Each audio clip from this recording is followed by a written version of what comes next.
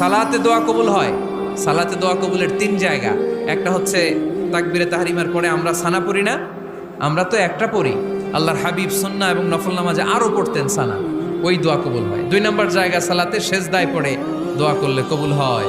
আকরাবু মা ইয়াকুনুল আবদু মির রাব্বিহি ওয়া হুয়া সাজিদ ফাকসিরু ফীহি দুআ।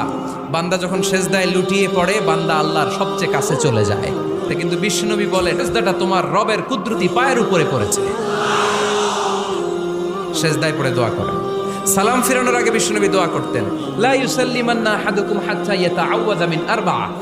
আল্লাহর হাবিব বললেন, চার জিনিস থেকে পানাহ না আছে আমার কোন উম্মত যেন সালাম না ফিরায়। তারা যেন পড়ে, আল্লাহুম্মা ইন্নী আউযু বিকা মিন আযাবিল কবর, আউযু বিকা মিন আযাবি জাহান্নাম, আউযু বিকা মিন ফিতনাতিল মাহইয়া ওয়াল মামাত, আউযু বিকা মিন ফিতনাতিল মাসিহিদ দাজ্জাল।